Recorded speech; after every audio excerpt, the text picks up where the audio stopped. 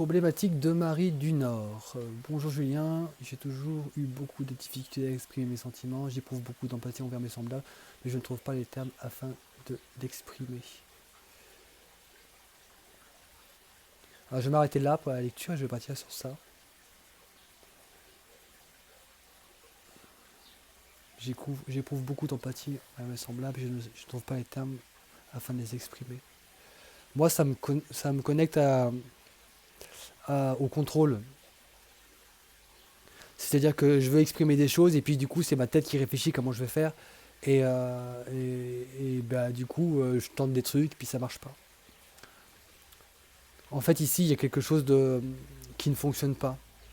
Dans le sens où quand je veux exprimer quelque chose, la meilleure façon d'y arriver c'est de dire je. Je ressens ça. J'ai peur. Je me sens, je me sens impuissante. Donc moi dans ta situation là je, je me sens impuissant. Ouais, il y a quelque chose en moi qui me fait sentir tout petit. Des choses comme ça. Je. Et il n'y a pas à réfléchir, c'est je. Je quelque chose, je commence par je et puis vient ce qui va venir en fait. Ça n'a aucune sorte d'importance qui vient. L'important c'est que je m'exprime en fait. C'est véritablement ça l'important, c'est que je m'exprime sur moi, pas sur l'autre. Sur moi. Je retourne à moi pour m'exprimer. Toujours.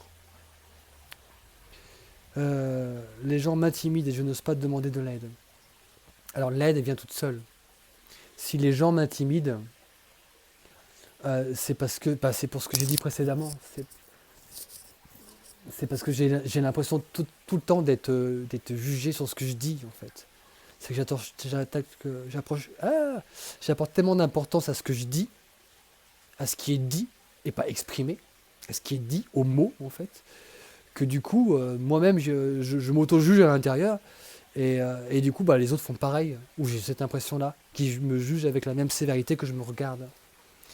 Et c'est mon regard sur mes mots qui va pas dans l'histoire. Il faut, il faut selon moi, je sens l'appel à porter un regard sur ce que j'exprime de moi, sur ce que je donne de moi à l'autre, sans nécessité de le donner, sans motivation de le donner, juste en disant ce que je ressens. Là, moi, je me sens triste, je me sens pas terrible, je me sens mal, je me sens seul, je me sens pas écouté, je me sens. Et si j'exprime ce que je dis, il n'y a pas de jugement à avoir à ça. J'exprime pas quelque chose de négatif ou de positif parce que je parle que de moi. Donc c'est forcément neutre. C'est forcément neutre, il n'y a pas de jugement ou de regard à avoir sur ça. Et en m'exprimant de cette manière-là, il y a quelque chose qui se met en mouvement. Et l'empathie de l'autre, ou ce qui va résonner à travers ce que je dis, en fait, va se mettre en mouvement. Et si j'ai besoin d'aide, et que j'exprime, parce que je me sens impuissant, je me sens perdu, alors ça va connecter quelque chose à l'autre, qui va peut-être lui aussi sentir impuissant ou perdu, ou qui va m'apporter du réconfort. Je n'ai pas à chercher l'aide de l'autre. Encore une fois, c'est une façon que je trouve pour contrôler les choses. Et je ne contrôle pas la vie. Je ne contrôle pas la vie. Je suis dedans, en fait. Je ne peux rien contrôler de tout ça. Je ne contrôle pas ce que j'ai envie d'exprimer. Je contrôle si je l'exprime ou pas. Donc, je l'exprime et je lâche le contrôle. J'exprime ce que j'ai envie de dire, ce qui me traverse, ce qui me touche au fond de mon cœur, ce qui me fait mal. Je m'exprime. Et ça crée le mouvement. Et il n'y a pas de contrôle sur le mouvement parce que c'est incontrôlable. C'est incontrôlable.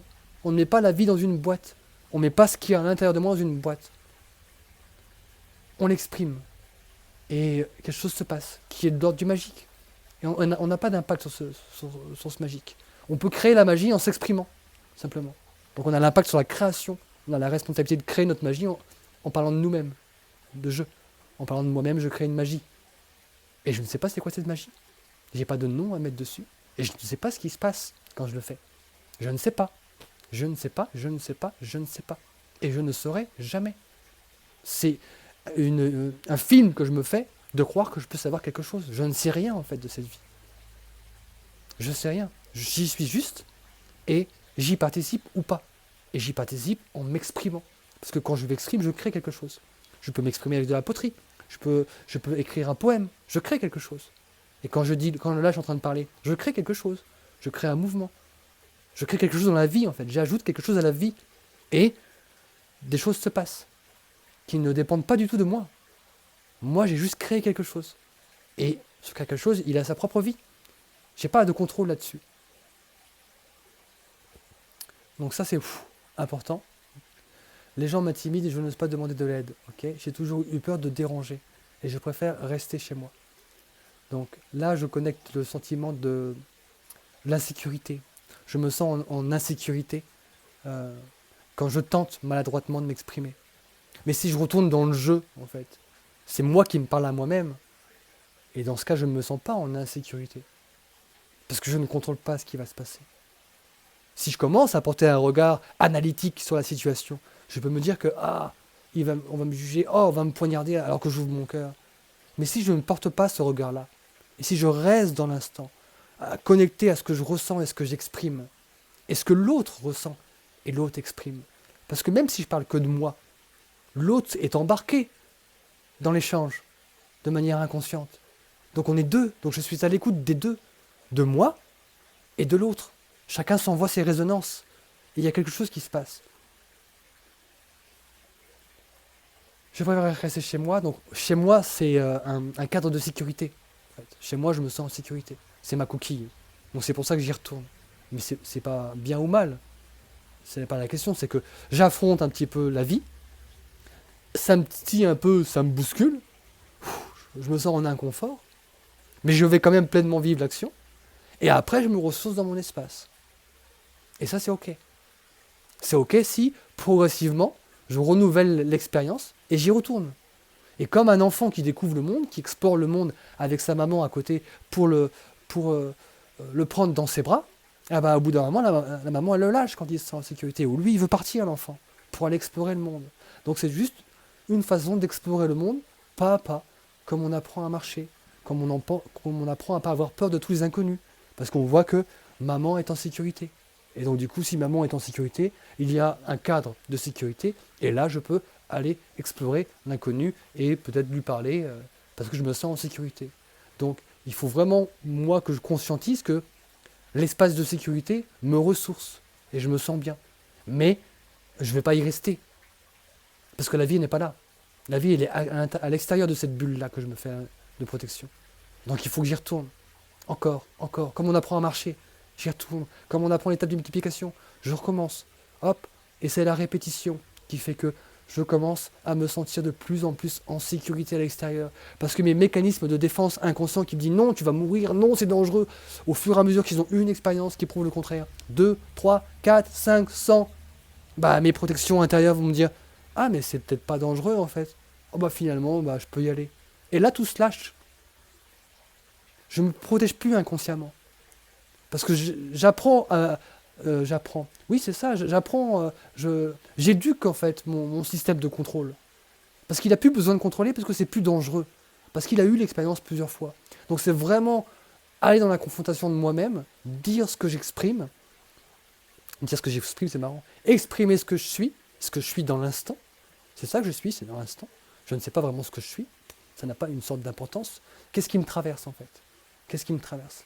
Et j'y vais, et je recommence, et je renouvelle. Et avec mes temps de pause que je veux. Tout le monde n'apprend pas à marcher en même temps. Chacun a son rythme. Mais on y retourne. Parce qu'on a envie de marcher et d'explorer le monde. Parce que j'ai envie de marcher et d'explorer le monde. Parce que le monde est passionnant et merveilleux. Et j'ai envie d'aller voir ce que c'est.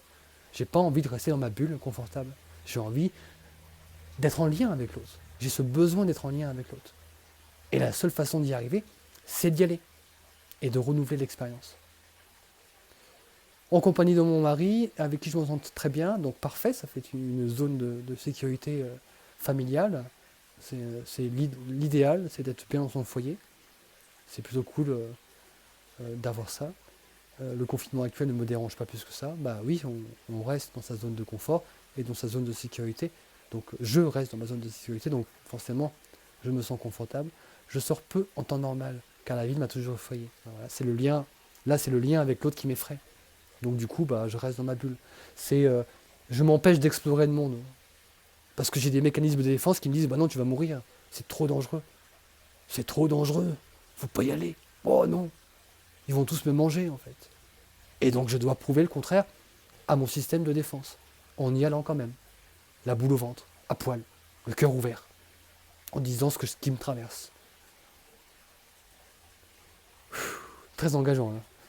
Tel un lapin devant les phares d'une voiture. Bah oui.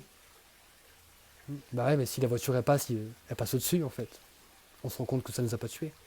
Donc c'est vraiment l'expérience qui fait que on se rend compte à l'intérieur, notre système de défense à l'intérieur, qui a ses raisons, hein, c'est juste pour pas que je devienne fou qu'en fait, que j'ai des mécanismes de défense.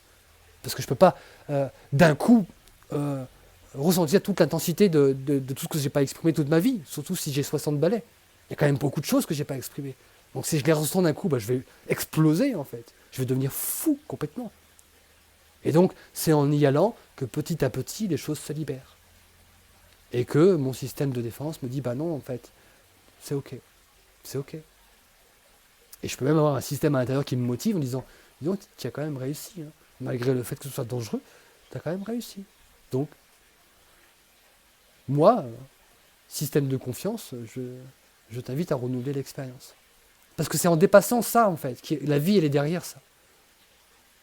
Elle est vraiment derrière ça, la vie. Donc voilà, du coup, j'ai fait le tour du texte. Très engageant. Qu'est-ce qui me paraît utile de rajouter? Oui, c'est la peur. Là, j'ai une peur en moi qui est saine. C'est la peur de qu'est-ce qui va arriver. Et la réponse intérieure qui me vient ici, c'est je ne sais pas. Je ne sais pas ce qui va arriver. C'est la magie de la vie. Je ne sais pas ce qui va arriver. Mais je sais que si j'y vais, c'est bon pour moi. C'est bon pour moi. C'est vraiment bon pour moi. Et j'ai besoin de ça. J'ai besoin de, quel que soit l'âge que j'ai besoin de m'éclater, j'ai besoin de jouir de la vie, j'ai besoin de goûter tous ces petits plaisirs, et j'ai besoin de l'autre. Parce que l'autre, c'est moi. Et l'autre aussi, il a peur. Il a peur. J'ai peur. Tout le monde a peur. Et on y va quand même. Parce que la vie, elle est là. Elle est cachée derrière la peur. Ma puissance est derrière ma peur. Derrière chaque peur, c'est mon pouvoir en fait, c'est ma puissance. Qui attend, qui est cachée, que j'empêche en fait d'exister. Ma toute puissance sur le monde et la façon dont je contrôle, non, mais la façon dont, à travers l'expression de moi-même et à travers le fait que je rentre dans la vie pleinement, je contrôle quelque part ce que j'exprime et ce que j'ai envie d'exprimer et les directions que je prends, là où je vais aller. Mais je ne contrôle pas comment ça va se passer. Et heureusement, quel intérêt d'y aller sinon? Aucun. L'intérêt, c'est vraiment la surprise de se découvrir au travers de l'expérience et de reconnecter des parties de nous en disant tiens, dis donc, je suis poète. Tiens, dis donc, oh, mais je suis un bel orateur en fait. Je ne savais pas, j'avais peur de parler. Et petit à petit, c'est comme ça qu'on découvre qui on est au travers de l'expérience. Parce qu'on ne sait pas qui on est et on ne le saura jamais. C'est en allant se confronter à l'expérience, à se confronter à l'autre et à soi-même. La peur justement qui nous bloque en fait. Que là est la vraie vie et là on va découvrir durant tout le reste de notre existence qui on est. Qui on est et qui on a envie d'être. Et on peut contrôler qui on a envie d'être. On va juste là où on a envie d'aller, où on sait que c'est bon pour nous et ça nous fera plaisir. Et là la vie se transforme totalement. Et elle est épanouissante. Voilà, c'est le chemin que je t'invite à prendre. Merci pour ton partage.